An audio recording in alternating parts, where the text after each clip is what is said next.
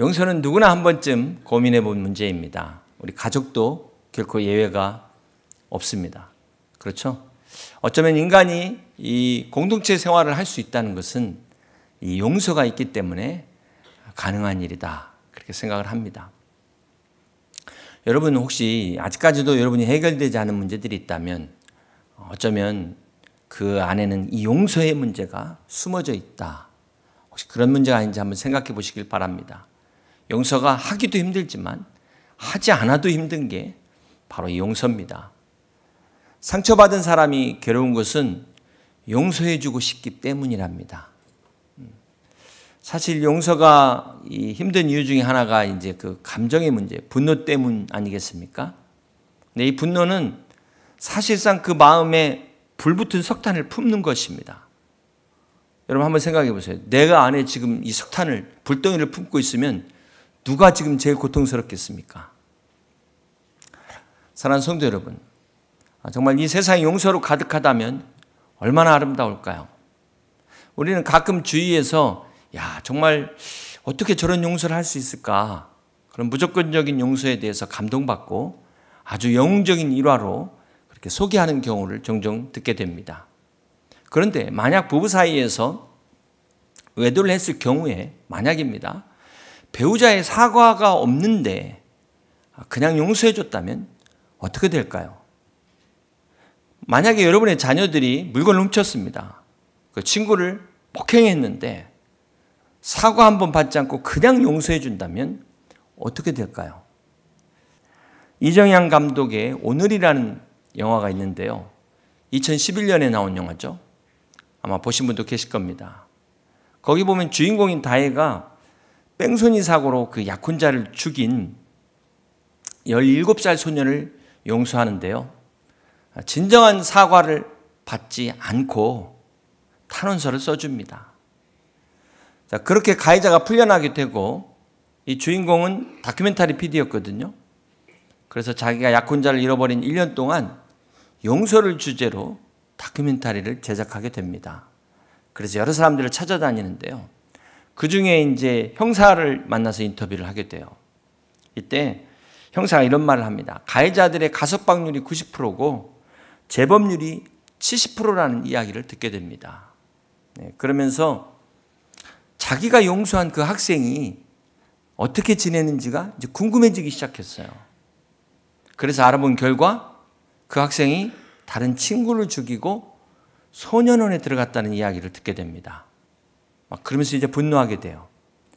자신의 이 무조건적인 용서가 다른 희생자를 만들었다는 사실에 심한 죄책감마저 갖게 됩니다. 거기 형사와의 대화 중에 보면 이런 내용이 있어요. 인권에도 순서가 있습니다. 용서를 하는 것보다 중요한 것은 가해자가 다시는 같은 죄를 범하지 않도록 하는 것입니다. 라는 말이 나오는데요. 이 영화는 진정한 회개가 없는 무조건적인 용서의 실상을 보여주고 있습니다. 결국 죄를 깨닫지 못하는 사람에게 무조건적인 용서는 더 큰 죄를 짓게 만들 수 있다. 이 교훈을 주고 있다는 거예요. 한마디로 이 성급한 용서는 용서를 값싼 싸구려로 전락시킬 수도 있다는 것입니다. 여기서 우리는 용서가 무엇이냐? 정말 다시 생각해 보지 않을 수 없습니다. 여러분, 용서는 망각이 아니에요. 잊어버리는 것이 아닙니다. 용서는 기억을 치유하는 거지 지워버리는 게 아니라는 것입니다. 상처의 고통에서 자유로워지는 것이지 꼭 잊어버리는 것만을 말하는 것이 아니라는 것입니다. 어떤 분들은 용서를 내가 용서받았다, 용서했다, 이런 감정에, 느낌에 드는데 용서를 한다는 것은 용서하는 행위와 감정은 다른 것입니다. 이거 좀 구분할 필요가 있어요. 그래서 실제적으로 어떤 분이 용서를 했는데 자기의 감정이 바뀌지 않는 것 때문에 괴로워합니다. 내가 위선자 아니야? 그러면서 더 괴로워하는 거예요. 여러분, 용서는 한 번의 과정으로 끝나는 것이 아니라는 것입니다. 한마디로 우리는 용서는 신앙의 행동이라는 걸 알 수가 있어요. 이성에 근거한 의지적인 순종이라는 것입니다. 행동이라는 것입니다. 그리고 나서 이 감정적인 이 정서적 반응은 이제 뒤따라오는데 이 단계를 거치면서 잘 치유해야 되는 것이죠. 어떤 사람들은 이게 힘들어서 그냥 기피하고 도망가는데 그렇게 해서 결코 해결되는 것이 아니죠. 흔히들 우리는 하나님의 사랑을 정말 무조건적인 사랑으로 그렇게 이야기하다 보니까 하나님의 용서를 무조건적인 용서라고 생각을 합니다. 여러분 어떻게 생각하십니까? 과연 하나님의 용서가 무조건적인 용서일까요? 오늘 하나님의 용서는 독생자 예수 그리스도를 통해 십자가에서 죄의 대가를 지불하신 용서입니다. 그리스도 안에서의 용서라는 거예요. 그리스도 아니라는 조건적 용서를 가지고 있는 것입니다. 그리스도 밖에 있는 사람들은 용서받을 수가 없어요. 오늘 여러분 이 자리에 계시지만 그리스도께서 내 죄값을 감당하신 것을 믿는 자들에게만 이루어지는 조건적인 용서가 하나님의 용서라는 것입니다. 그렇습니다. 우리 공의의 하나님은 사실 무조건적으로 용서하실 수도 없습니다. 여러분 왜 죄를 반복할까요? 죄를 깨닫지 못한 용서는 고범죄죠. 고의적으로 죄를 지어 또 회개하면 되지. 주님은 십자가에 2번 못 박는 겁니다. 주님은 결코 십자가에 2번 못 박히지 않습니다. 대부분의 사람들은 사랑과 용서가 같은 말이라고 생각을 하고 있어요. 그래서 사랑하니까 무조건 용서해야 된다고 생각을 합니다. 그러나 사랑과 용서는 동의어가 아니에요. 부모가 자녀를 사랑하기 때문에 용서하는 것이지 용서하기 때문에 사랑하는 것은 아닙니다. 사랑은 용서를 포함하는 큰 개념이고요. 용서는 그 사랑을 표현하는 방법 중에 하나인 것입니다. 그래서 우리가 용서라는 단어를 생각해 보면 forgiveness. 누군가를 위하여 주는 것. 영어의 단어의 의미는 그렇죠. 성경에 보면은 구약의 용서는 히브리어의 살라입니다. 구약에 총 46번이 나오는데요. 레위기를 중심으로 해서 속죄와 관련이 있어요. 속죄. 살라, 용서하다. 동사인데 전부 주어가 하나님입니다. 하나님. 이것은 용서의 주체가 하나님이라는 것입니다. 내가 아니라 하나님이 용서하시는 거예요. 자, 신약의 용서에는 카리조마이라는 이 헬라어가 23번 나옵니다. 카리스, 은혜, 선물과 어원이 같죠. 용서가 하나님의 은혜의 선물이라는 것입니다.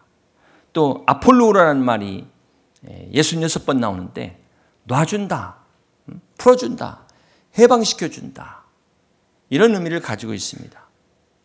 자, 신약의 이 의미에서 용서는 이 선물인데 하나님의 선물인데 죄인에게만 베푸는 선물이 아니라 용서를 하고 보니까 이 죄인을 풀어주고 나서 보니까 진짜 내가 죄인이었구나 이것을 깨닫는 것이 은혜라는 것입니다. 이게 신약의 용서의 개념이에요. 자, 이렇게 우리가 이 모든 구약과 신약의 단어를 정리해가지고 용서를 딱 추리니까 이런 이제 정의가 되는 겁니다. 용서란 가해자의 부당한 말과 행동으로 피해자에게 심적, 정신적, 신체적 해가 발생했을 경우에 가해자의 진심 어린 사과와 회개를 전제로 피해 당사자가 자발적으로 가해자의 허물과 부당함을 덮어주는 것이다. 이것이 성경적인 용서라고 말할 수 있겠습니다. 오늘 본문은 성경의 최초의 하나님의 용서에 관한 말씀입니다. 여러분, 인류 최초의 죄가 아담과 하와의 선악과 사건인데요. 우리 하나님은 이 죄를 어떻게 용서하셨을까요? 범죄한 아담과 하와가 숨었을 때 하나님께서 아담에게 내가 어디 있냐 하고 찾으십니다. 물으십니다. 사실 하나님이 몰라서 물으시는 게 아니거든요. 하나님이 다 아시면서 이렇게 물어보시는 이유가 뭘까요? 우리 창세기 3장 10절 말씀을 같이 한번 보시겠습니다. 이르되 내가 동산에서 하나님의 소리를 듣고 내가 벗었으므로 두려워하여 숨었나이다. 여러분, 아담과 하와는 이미 그 전부터 벗고 있었어요. 지금 벗은 게 아닙니다. 정확히 말하자면 벗어서 숨은 게 아니죠. 자기들이 부끄럽기 때문에 숨은 것입니다. 만약 부끄럽지 않았다면 숨지도 않았을 것입니다. 자, 더 정확하게 말한다면 이 부끄럽다는 것은 죄의 결과예요. 인간이 정말 부끄러워야 될 것은 여러분 죄일까요? 죄의 결과일까요? 그러니까 사실은 죄 때문에 숨은 게 아니라 죄의 결과가 부끄러워서 숨었다는 것입니다. 자, 여기서 우리는 오늘 하나님의 관점과 우리의 관점이 다르다라는 것을 알 수 있어요. 자, 우리가 죄를 지어서 벌을 받으면 여러분 어떻게 하십니까?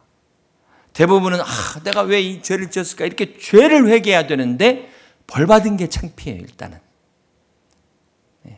이게 하나님의 관점과 우리의 관점이 다르다는 것입니다.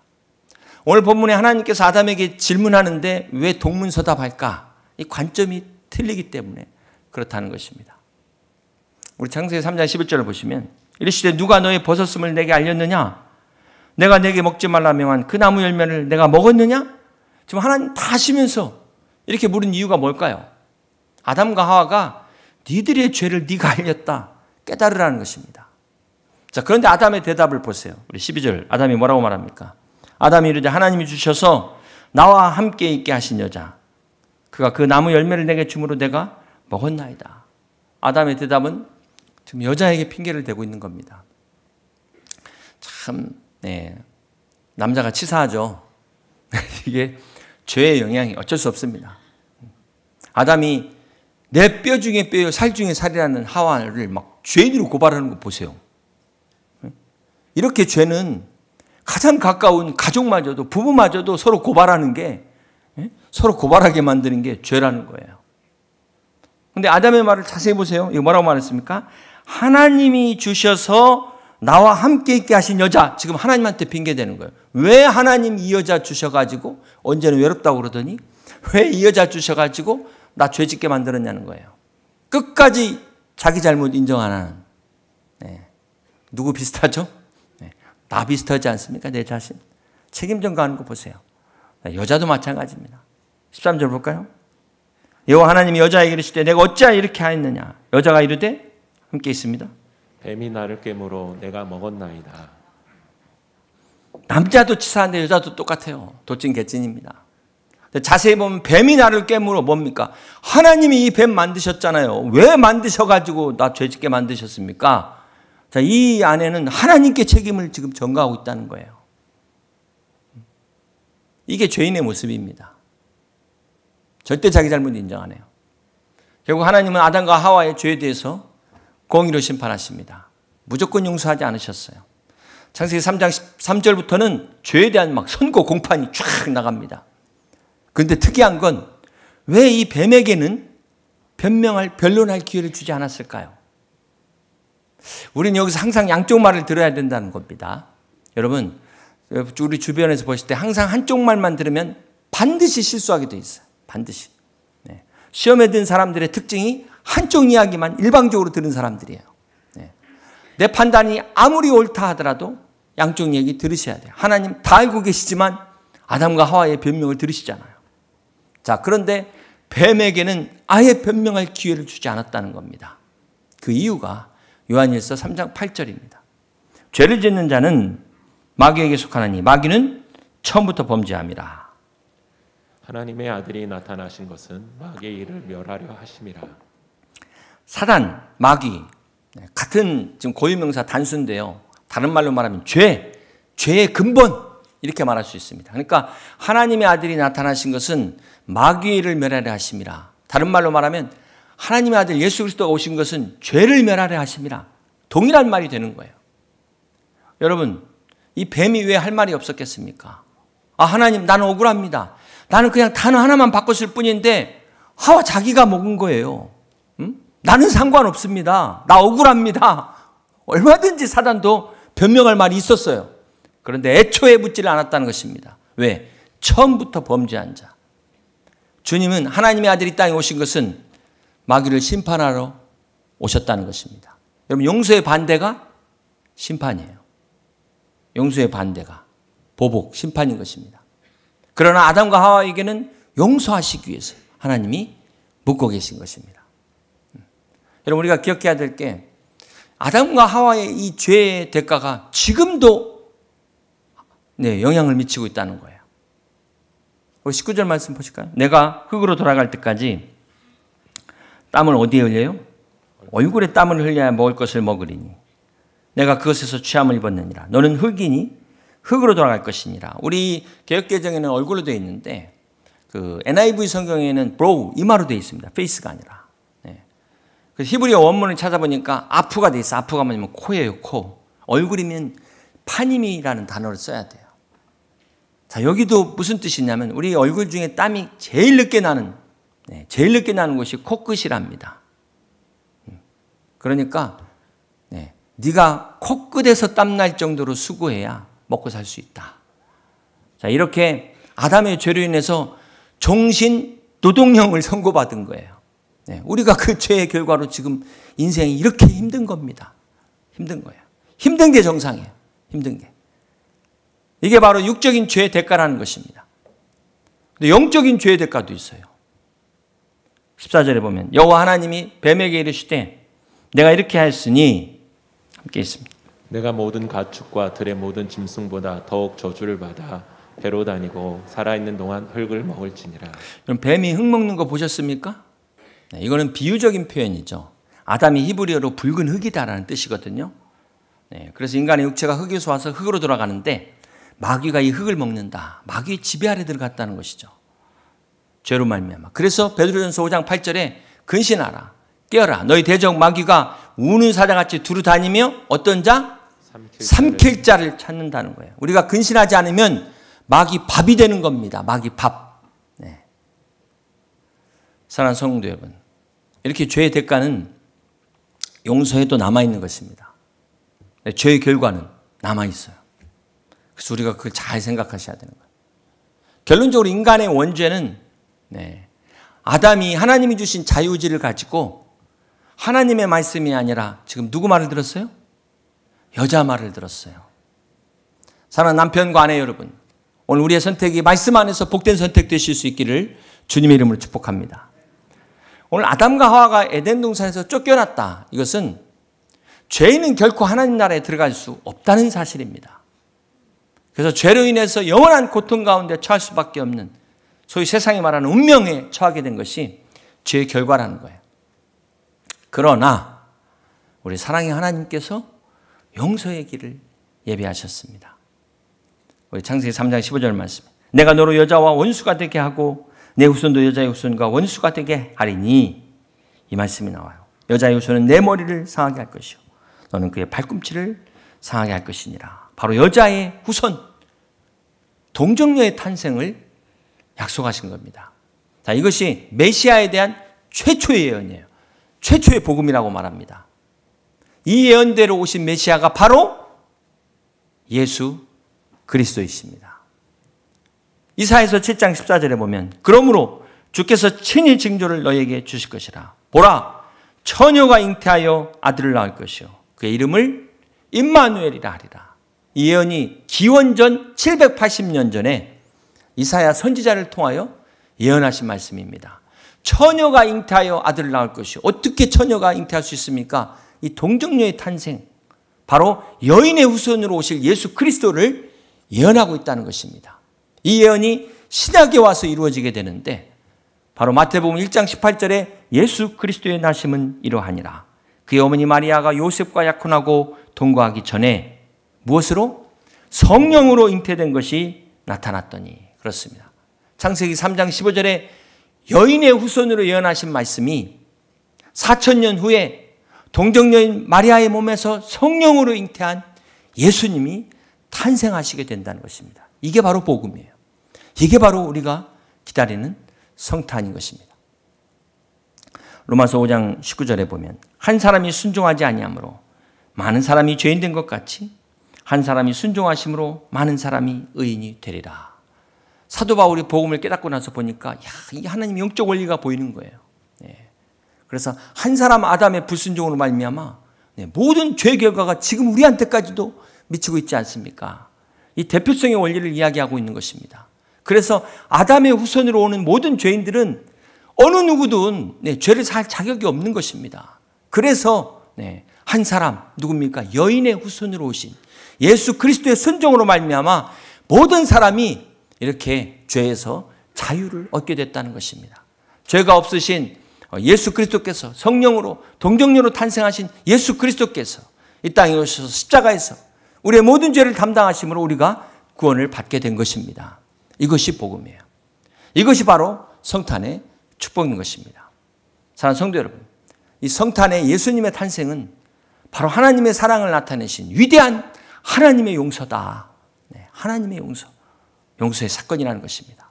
그렇습니다. 여러분, 전능하신 하나님이 전능하시니까 그래 됐다, 네 죄를 사하노라, 없던 걸로 하자, 이렇게 말씀하실 수 있을 텐데 꼭 이렇게까지 하실 이유가 뭘까요?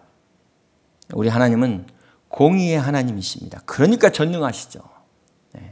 그래서 무조건적인 용서를 하실 수가 없다는 겁니다. 자, 이렇게 볼 때, 하나님의 공의로 볼 때 죄값은 사망이에요.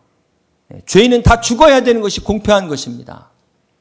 그런데 사랑의 하나님이 도저히 죄로 인해 죽는 걸 볼 수가 없어서 독생자 예수 그리스도를 보내서 우리를 용서하신, 이것이 바로 은혜라는 것입니다. 이것이 은혜다. 이 은혜를 깨달은 사람은 절대 지금 내가 건짐받은 것도 감지덕지인데 왜 이 사람 안 건져줬어요? 왜 저 사람 안 건져줬어요? 왜 우리 조상 안 건져줬어요? 이렇게 말할 계제가 안 된다는 거예요. 내가 구원받은 것만으로도 감사. 이게 진짜 은혜를 깨달은 사람들의 모습이라는 것입니다. 사랑하는 성도 여러분, 하나님의 은혜가 우리 안에 진정한 은혜가 되시길 주님의 이름으로 축복합니다. 이게 잘못되게 되면은 다 모든 것이 불평으로 보이게 돼 있어요.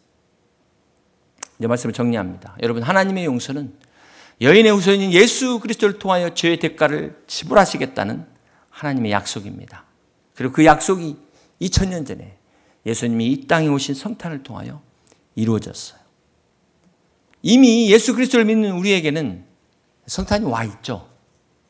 성탄이 와 있고 우리에게는 다시 오실 그 그리스도를 기다리지만, 그러나 주님이 왜 이 땅에 오셔야 됐는지를 우리는 생각하는 그런 성탄이 돼야 될 것입니다.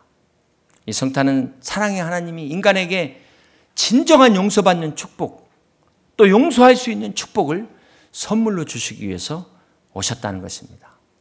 결론적으로 우리는 용서할 수가 없어요. 그 인간적으로 지금 용서할 수 있는 그걸 말하는 것이 아닙니다. 우리 인간의 힘으로는 용서할 수가 없어요. 이 용서는 하나님의 능력입니다. 하나님이 이미 세상을 향하여 열리도록 하는 도구예요. 이 용서는 모든 죄와 이 모든 상처에서 우리를 치유하는 하나님의 능력입니다. 사단과 마귀를 대적하는, 승리하는 하나님의 능력이에요. 놀라운 것은 이 용서는 용서하는 사람과 용서받는 모두 둘 다를 회복시키는 하나님의 선물, 축복이라는 것입니다. 오늘 예수 그리스도 안에 있는 이 하나님의 놀라운 사랑과 용서가 여러분한테 가득하셔서 진정으로 용서받고 용서하는 축복이 여러분에게 축복이 되시길 주님의 이름으로 간절히 축원합니다.